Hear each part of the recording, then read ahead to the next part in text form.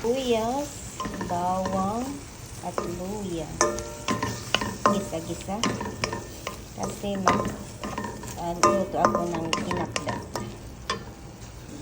Tapos lagyan ng kamatis.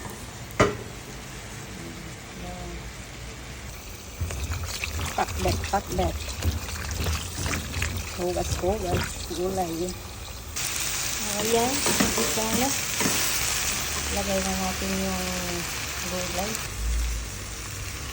Ay, dami gulay.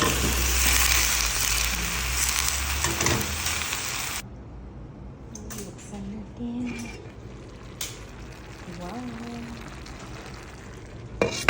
Pinakbet. Oh, sarap. Tapos lagyan ko dito sa ibabaw na. Ang sarap. Ito ay salmon. Pinatong ko lang kasi dapat ang steam. Kaya pinatong ko na lang dyan. Yummy. Ayan, nabaliktad na rin. Oh, sarap.